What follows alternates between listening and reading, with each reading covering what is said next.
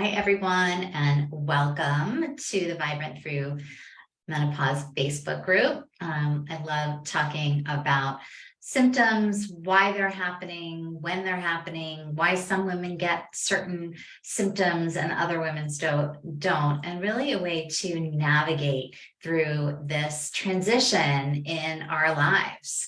So I'm really pleased today to welcome Rachel Posner. Did I say it right? You did. Okay. I know somebody who's Rosner, so wanted to make sure.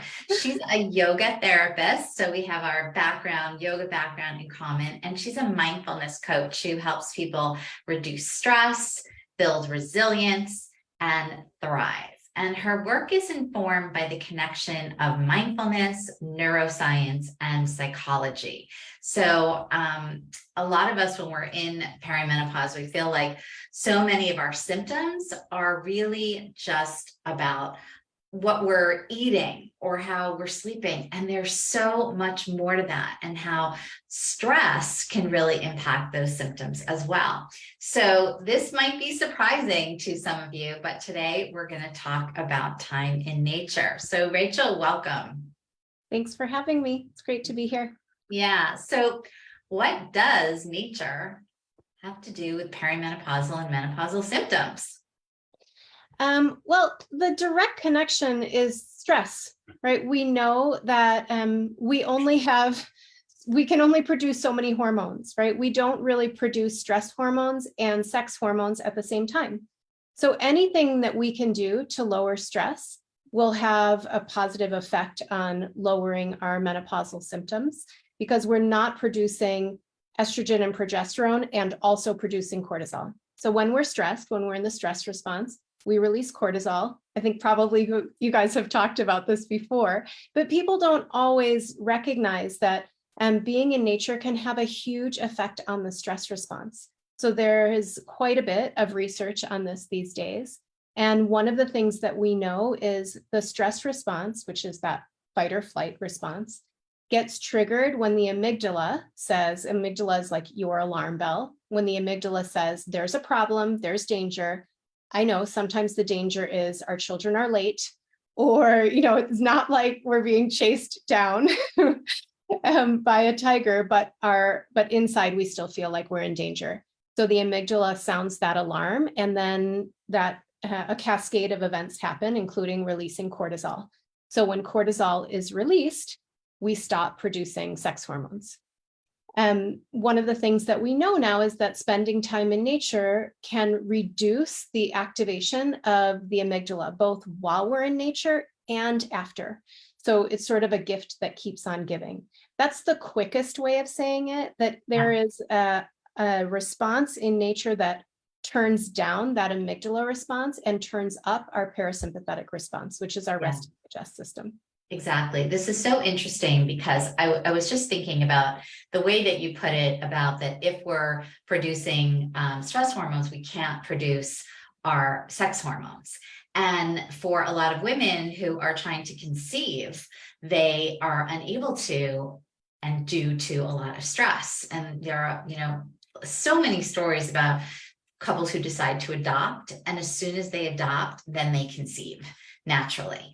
So what we know is if the body is not feeling like it's in a safe place, in a very optimal place, that our most basic functions are not going to be optimal. And that includes digestion as well. And I talk a lot about that, because if we're constantly stressed when we're eating, it's not just going to give us digestive issues, but we're not getting the full benefits of the food that we're eating. So I always say this, you can be eating the most perfectly balanced organic food, even that you prepared yourself, and you are stressed out, you are not going to benefit from anything in that meal.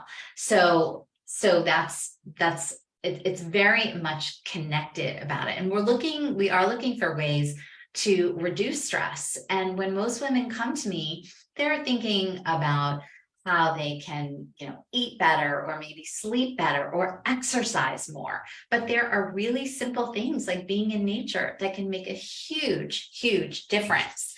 And you talked about how, well, it's while you're in nature and while you and the gift that keeps on giving. So can you tell us some of the health benefits? Because I know you have a lot of science on it and benefits about being outside.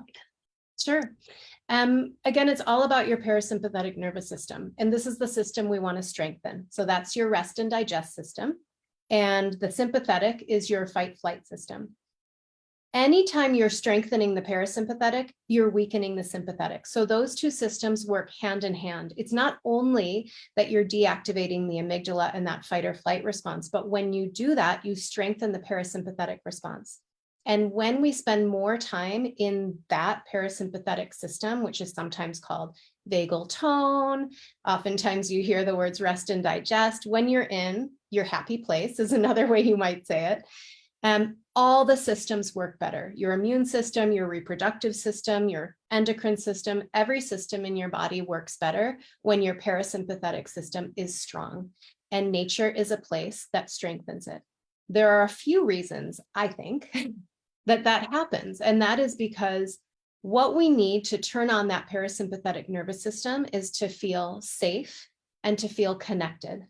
And when you are in nature, and I'm not talking about being in nature on a 40% elevation ski slope, right? I'm talking about being in nature in a place that you feel comfortable.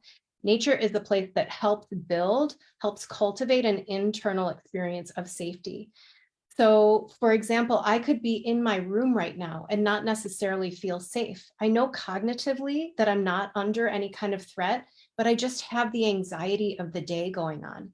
And so I'm not really internalizing a feeling of safety or connection necessarily. But when we grow feelings of safety and connection, we turn on that parasympathetic response. And this is something that nature does. Like, anyone can probably take a moment to think about a place that they've been outside where everything just calmed down. There's a lot of reasons, and I can get a little bit more into some of the specific benefits beyond what I just mentioned. But when everything calms down and you feel that sense of safety and connection, right? We can't always explain that connection, but oftentimes when we're outdoors, we just feel like we're not alone. Whether it's a sense of oneness, whether we feel more connected to the humans that we're with in the outdoors, we cultivate that experience of connection when we're in nature. Safety and connection equal sympathetic response. It's really interesting. I can't remember if we talked about this. So I grew up in New York City, in Manhattan, and I loved it. I loved all the culture. I loved all the nightlife and the fun. And then I was actually, when I had been doing yoga for quite some time, I noticed like all summer, I was trying to get out of the city. I mean, I always had been, I wanted to go to the beach. I wanted to go to the mountains. And then in the winter, I was trying to escape to have, some sun, some warmth and things like that. And as I began working more and more online, I realized that I had a choice. And so I moved to sunny San Diego. And a lot of that was for my well-being, for my mental health, for my emotional health, and obviously for my physical health, because I can be outside more. And I never really, I thought about it this way, but I never thought about it in terms of the parasympathetic nervous system. And, people like joke about how people, in Southern California are just kind of different, and from like East Coast and hustle bustle and that. And there must be something connected with how much we are outside and the ocean is here and there's more space and we can see the sky. And for people who don't live in an environment like that, what are the simple ways? Like you said, it doesn't have to be on a ski slope, but what are some ways that people can feel like they're in nature? Maybe if they do live in a city, or what do you think?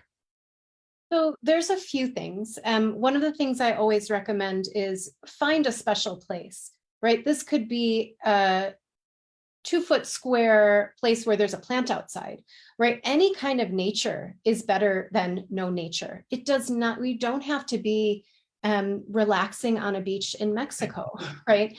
So studies show that people who work in an environment where there's a window where you can see a tree feel happier in the workplace than people who don't have a window or have a window that's looking out onto traffic.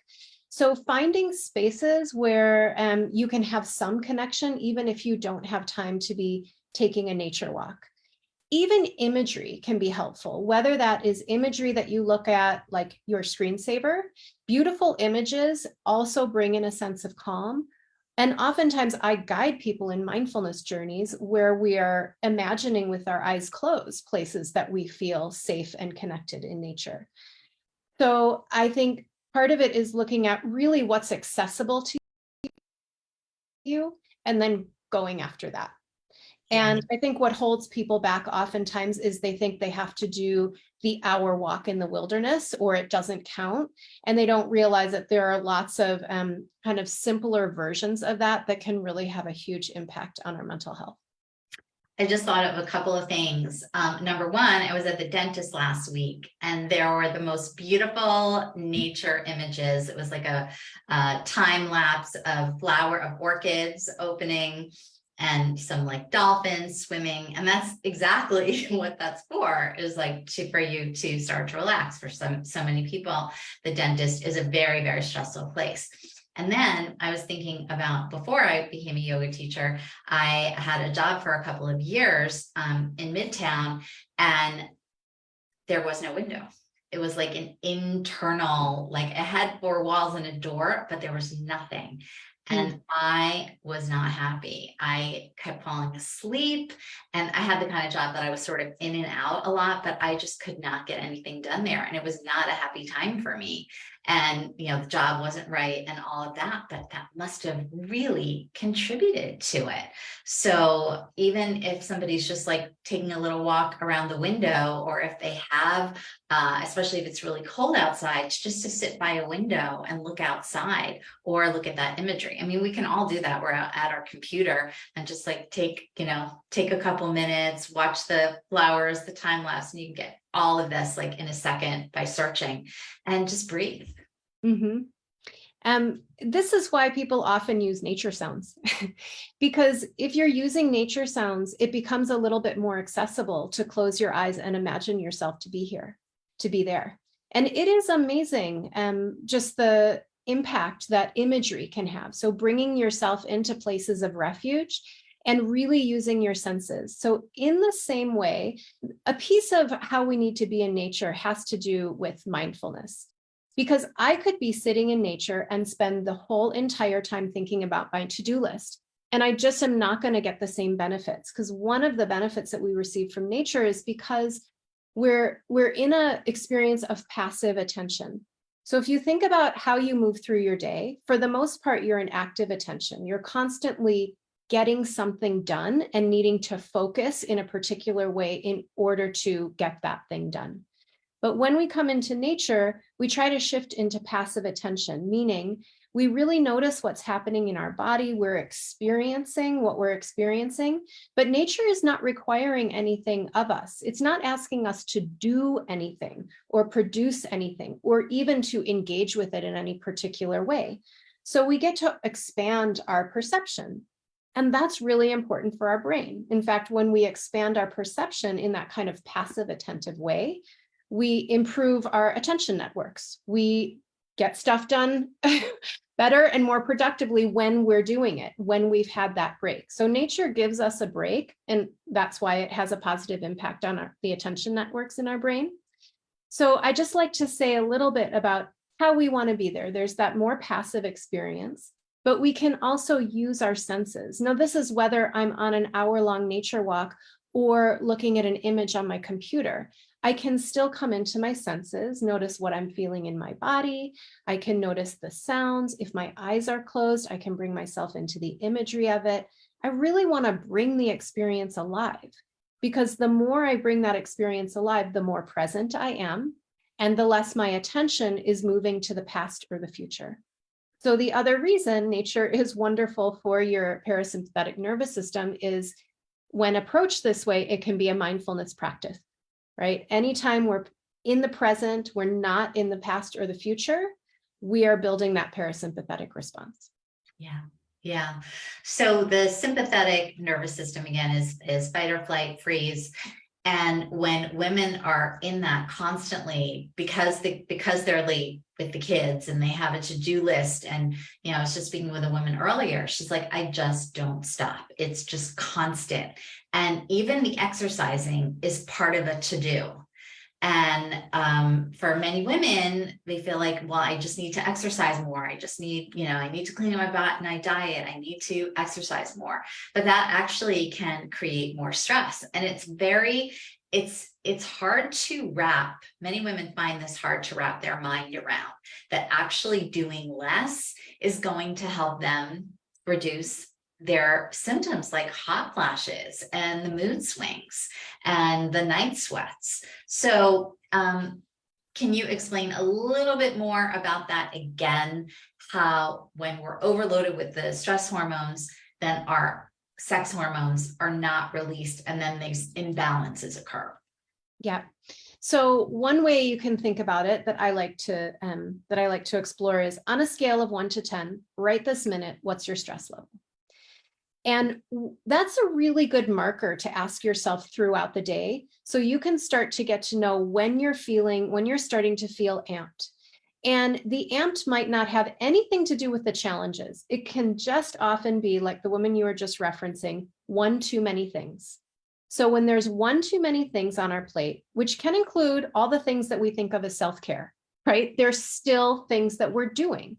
And when we have one too many things, we'll start to notice that our energy is getting to feel more and more intense.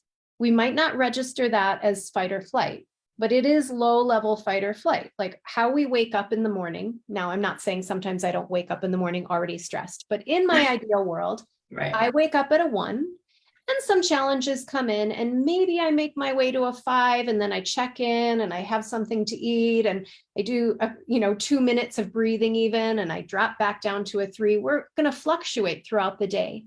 But when we're going, we're not going to fluctuate. We're going to build and build and build.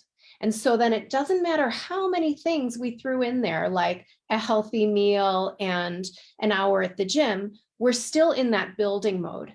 And when we're in that building mode, we're getting cortisol in our system and we're dropping we're diminishing our sex hormone.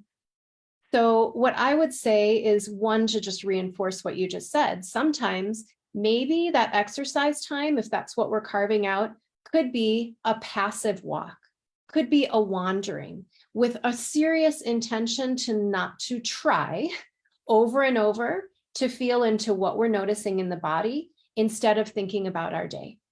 Because the rehashing of the day oftentimes just builds the stress. So we're in what we're trying to do, we're trying to experience this sort of relaxing, taking things down a notch exercise. And instead, we are ramping up around everything that went wrong. We're in the past, we're in the future. So a big piece of how we relax is to come into the present, because generally the present is pretty great. I mean, I'm not saying always we deal with stressors, but usually the stress we're experiencing is the worry about the past and the future, how we did, how we're going to do.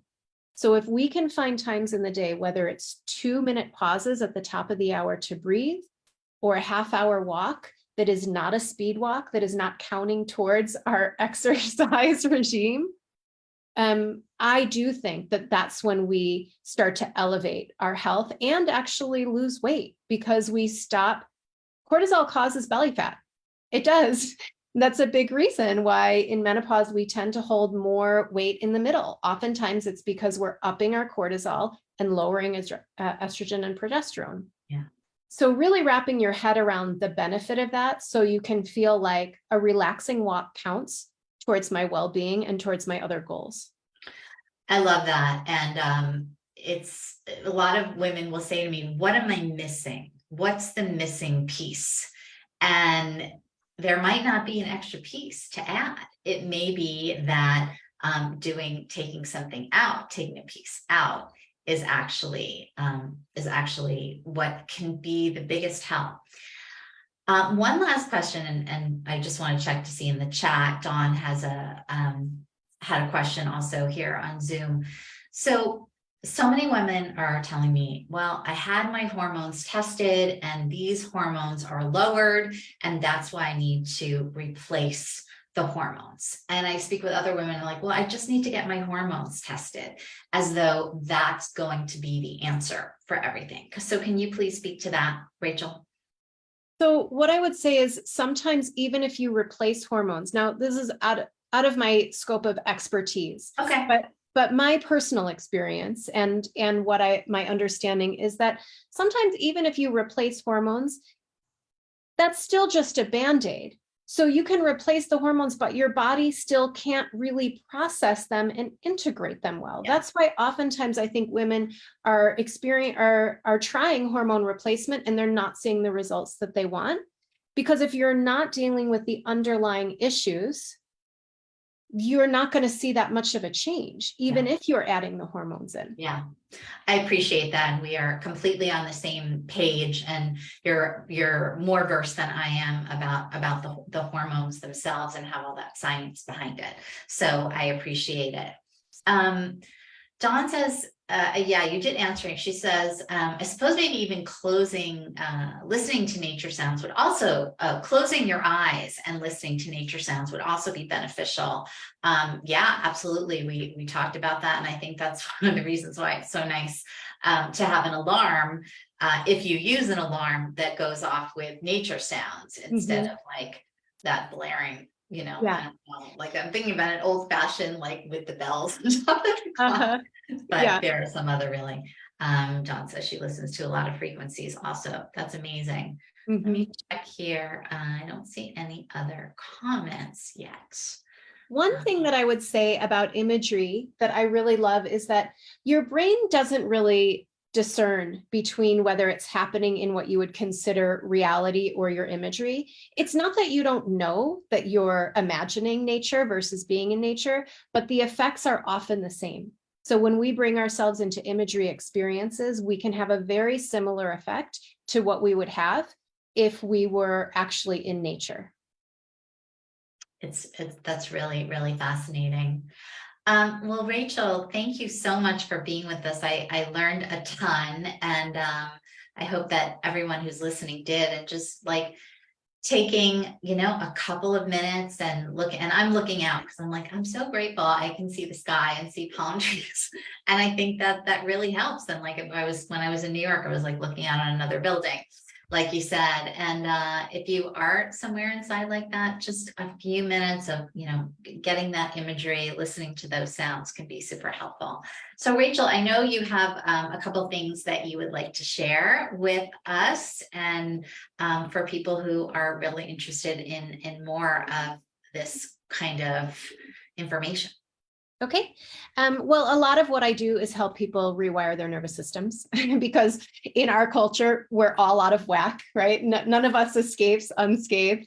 So that's oftentimes the lens that I'm looking through. How do we rewire the nervous system to cultivate calm and connection and compassion and to generally feel happier?